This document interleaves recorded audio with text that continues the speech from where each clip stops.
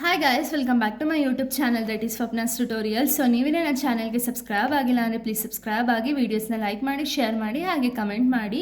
So ಇವತ್ತು ನಾನು ಮಾಡ್ತಿರೋ ಸಬ್ಜೆಕ್ಟ್ ಯಾವುದು ಅಂದರೆ ಸೆಕೆಂಡ್ ಸೆಮ್ BComನ ಹ್ಯೂಮನ್ ರಿಸೋರ್ಸ್ ಮ್ಯಾನೇಜ್ಮೆಂಟ್ ಅನ್ನೋ ಒಂದು ಸಬ್ಜೆಕ್ಟ್ನ ಎಕ್ಸ್ಪ್ಲೈನ್ ಮಾಡ್ತಿದ್ದೀನಿ.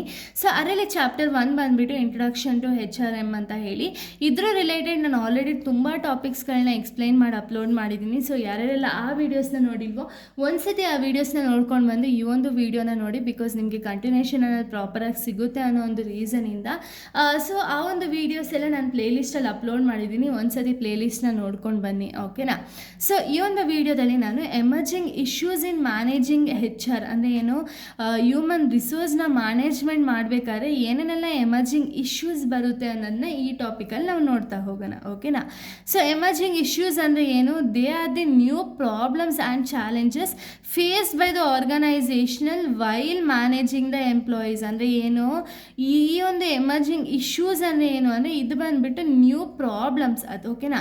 ನ್ಯೂ ಪ್ರಾಬ್ಲಮ್ಸ್ ಅಥವಾ ಚಾಲೆಂಜಸ್ ಇದನ್ನು ಯಾರು ಫೇಸ್ ಮಾಡ್ತಾರೆ ಅಂದರೆ ಆರ್ಗನೈಸೇಷನ್ ಫೇಸ್ ಮಾಡುತ್ತೆ. ಯಾವಾಗ ಫೇಸ್ ಮಾಡುತ್ತೆ ಅಂದರೆ ಒಂದು ಹ್ಯೂಮನ್ ರಿಸೋರ್ಸ್ ಅನ್ನೋದನ್ನ ನಾವು ಪ್ರಾಪರಾಗಿ ಮ್ಯಾನೇಜ್ ಮಾಡೋ ಟೈಮಲ್ಲಿ ಏನಾಗುತ್ತೆ ಅಂದರೆ ಈ ಒಂದು ಎಮರ್ಜಿಂಗ್ ಇಶ್ಯೂಸ್ ಅನ್ನೋದು ಆರ್ಗನೈಸೇಷನಲ್ಲಿ ಅರೈಸ್ ಆಗುತ್ತೆ. ಯಾಕೆ ಅರೈಸ್ ಆಗುತ್ತೆ ಅಥವಾ ಏನು ರೀಸನು ಅಂದರೆ ಚೇಂಜಸ್ ಇನ್ ಟೆಕ್ನಾಲಜಿ. ಅಂದರೆ ಟೆಕ್ನಾಲಜಿ ನಿಮಗೆ ಗೊತ್ತಿರೋ ಹಾಗೆ ಯಾವಾಗಲೂ ಚೇಂಜಸ್ ಅನ್ನೋದಾಗುತ್ತೆ. ಟೆಕ್ನಾಲಜಿ ಚೇಂಜಸ್ ಆದಾಗೂ ಕೂಡ ನಮಗೆ ಎಮರ್ಜಿಂಗ್ ನ್ಯೂ ಪ್ರಾಬ್ಲಮ್ಸ್ ಅನ್ನೋದು ಅರೈಸ್ ಆಗುತ್ತೆ.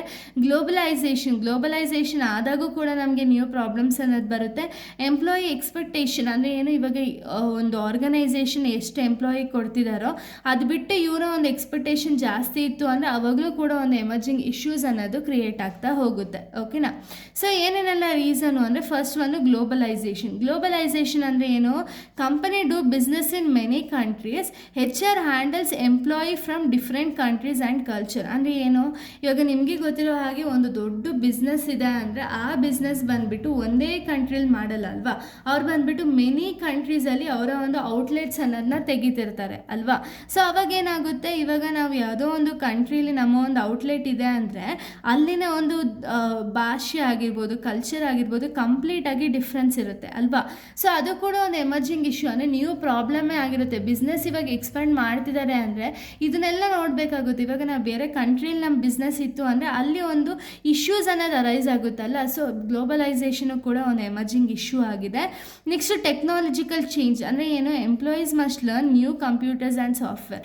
ಅಂದರೆ ಯೂಶ್ವಲಿ ನಿಮಗೆ ಗೊತ್ತಿರೋ ಹಾಗೆ ಟೆಕ್ನಾಲಜಿ ಬಂದುಬಿಟ್ಟು ಯಾವಾಗಲೂ ಚೇಂಜಸ್ ಆಗ್ತಿರೋ ರೀಸನಿಂದ ಎಂಪ್ಲಾಯಿ ಏನು ಮಾಡಬೇಕು ಅಂದರೆ ಟೆಕ್ನಾಲಜಿ ಏನು ಚೇಂಜಸ್ ಆಗಿದೆಯಲ್ಲ ಅದಕ್ಕೆ ಅವರು ಕಾನ್ಸಂಟ್ರೇಷನನ್ನು ಮಾಡಿ ಅಥವಾ ಅಡಾಪ್ಟನ್ನು ಮಾಡಿಬಿಟ್ಟು ಟೆಕ್ನಾಲಜಿ ಚೇಂಜಸ್ ಏನಿರುತ್ತಲ್ಲ ಅದ್ರ ಬೇಸಿಸ್ ಮೇಲೆ ಅವರು ನ್ಯೂ ಸ್ಕಿಲ್ಸ್ ಅನ್ನೋದನ್ನ ಒಂದು ಅಡಾಪ್ಟ್ ಮಾಡ್ಕೋಬೇಕು, ಓಕೆನಾ. ಎಕ್ಸಾಂಪಲ್ ಕಂಪ್ಯೂಟರ್ ಲರ್ನಿಂಗ್ ಆಗಿರ್ಬೋದು ಅಥವಾ ಸಾಫ್ಟ್ವೇರ್ ಡೆವಲಪ್ಮೆಂಟ್ ಆಗಿರ್ಬೋದು, ಇದನ್ನೆಲ್ಲ ಕಲಿಬೇಕಾಗುತ್ತೆ.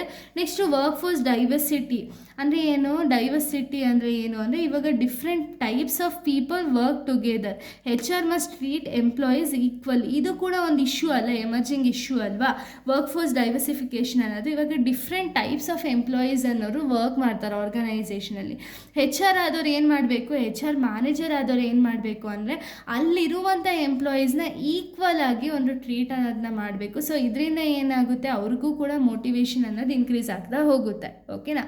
ನೆಕ್ಸ್ಟ್ ಪಾಯಿಂಟ್ ನಾವು ನೋಡೋದಾದರೆ, ಸೊ ನೆಕ್ಸ್ಟ್ ಪಾಯಿಂಟ್ ಬಂದುಬಿಟ್ಟು ರಿಮೋಟ್ ವರ್ಕ್. ಏನಿದು ರಿಮೋಟ್ ವರ್ಕ್ ಅಂದರೆ employee work from home, HR manages the employees through online communication. ಅಂದರೆ ಏನು, ಇವಾಗ ಇದು ಕೂಡ ಎಮರ್ಜಿಂಗ್ ಇಶ್ಯೂನೇ ಅಲ್ವಾ. ಯಾಕೆ ಎಮರ್ಜಿಂಗ್ ಇಶ್ಯೂ ಅಂದರೆ ಇವಾಗ ಎಂಪ್ಲಾಯಿ ವರ್ಕ್ ಅನ್ನೋದು ಒಬ್ಬರೊಬ್ಬರು ಒಂದೊಂದು ಕಡೆ ವರ್ಕ್ ಮಾಡ್ತಾರೆ. ಅಂದರೆ ಇವಾಗ ಎಕ್ಸಾಂಪಲ್ ರಿಮೋಟ್ ಏರಿಯಾದಲ್ಲಿ ಇದ್ದರು ಅಂದರೆ ಅವ್ರು ಯೂಶ್ವಲಿ ವರ್ಕ್ ಫ್ರಮ್ ಹೋಮ್ ಫೆಸಿಲಿಟೀಸ್ನೇ ಅವರು ಅರೇಂಜ್ ಮಾಡ್ಕೊಳ್ಳೋದಲ್ವ. ಸೊ ಇದೇನಾಗುತ್ತೆ, ಇದರಿಂದ ಏನು ಮಾಡಬೇಕು ಅಂದರೆ HR ಮ್ಯಾನೇಜರ್ ಏನಿದಾರಲ್ಲ ಈ ಒಂದು ವರ್ಕ್ ಫ್ರಮ್ ಹೋಮ್ ಫೆಸಿಲಿಟಿ ಯಾರು ಕೊಟ್ಟಿದ್ದಾರೋ ಅವ್ರನ್ನೂ ಕೂಡ ಪ್ರಾಪರಾಗಿ ಮ್ಯಾನೇಜ್ಮೆಂಟ್ ಮಾಡಬೇಕಾಗುತ್ತೆ. ನೆಕ್ಸ್ಟ್ ಎಂಪ್ಲಾಯಿ ಸ್ಟ್ರೆಸ್ ಅಂದರೆ ಏನು, heavy work create the stress, HR helps to reduce the stress and maintain the work life balance. ಅಂದರೆ ಏನು, ಈಗ ಆರ್ಗನೈಸೇಷನಲ್ಲಿ ಸ್ಟ್ರೆಸ್ ಅನ್ನೋದು ಕಾಮನ್, ಬಟ್ HR ಏನು ಮಾಡಬೇಕು ಅಂದರೆ ಎಂಪ್ಲಾಯಿಗೆ ಅದು ಇದು ಅಂತ ಹೇಳಿ ಜಾಸ್ತಿ ಸ್ಟ್ರೆಸ್ ಕೊಡೋದಕ್ಕಿಂತ ಅವ್ರನ್ನ ಮ್ಯಾನೇಜ್ಮೆಂಟ್ ಮಾಡೋದ್ರ ಕಡೆ ಕಾನ್ಸಂಟ್ರೇಟ್ ಮಾಡಬೇಕು, ಓಕೆನಾ. ಆ ಸ್ಟ್ರೆಸ್ ಅನ್ನೋದನ್ನ ಯಾವ ರೀತಿ ರೆಡ್ಯೂಸ್ ಮಾಡ್ಬೋದು ಅನ್ನೋ ಕಡೆ HR ಕಾನ್ಸಂಟ್ರೇಷನ್ ಅನ್ನೋದನ್ನ ಮಾಡಬೇಕಾಗುತ್ತೆ. ಇದು ಕೂಡ ಒಂದು ಎಮರ್ಜೆನ್ಸಿ ಎಮರ್ಜಿಂಗ್ ಇಶ್ಯೂ ಆಗಿದೆ. ನೆಕ್ಸ್ಟ್ ಟ್ಯಾಲೆಂಟ್ ರಿಟೆನ್ಷನ್ ಅಂದರೆ ಏನು, keeping skilled employees is difficult. ನಿಮಗೆ ಗೊತ್ತಿದೆ, ಈಗ ಎಷ್ಟೇ ಸ್ಯಾಲ್ರಿ ಕೊಟ್ಟರು ಅಥವಾ ಎಷ್ಟೇ ಬೆನಿಫಿಟ್ ಕೊಟ್ಟರು ಕೂಡ ಕೆಲವೊಬ್ಬರು ಎಂಪ್ಲಾಯೀಸು ಆರ್ಗನೈಸೇಷನಲ್ಲಿ ಸ್ಟೇ ಆಗೋಕ್ಕೆ ಇಷ್ಟಪಡಲ್ಲ ಅಲ್ವಾ.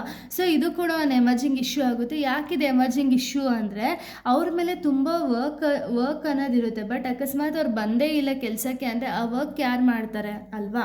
ನೆಕ್ಸ್ಟು AI ಏನು HR ಅಂದರೆ ಆರ್ಟಿಫಿಷಿಯಲ್ ಇಂಟೆಲಿಜೆನ್ಸ್ ಏನು HR ಹೆಂಗೆ ಮಾಡ್ತಾರೆ ಅಂದರೆ ಒಂದು ರೆಕ್ರೂಟ್ಮೆಂಟ್ ಮಾಡಬೇಕಾದ್ರೇನೋ ಅಥವಾ ಎಂಪ್ಲಾಯಿ ಮ್ಯಾನೇಜ್ಮೆಂಟ್ ಮಾಡಬೇಕಾದ್ರೆ AI ಅನ್ನೋದು ಹೆಲ್ಪ್ ಮಾಡ್ತಾ ಹೋಗುತ್ತೆ. ಓಕೆನಾ.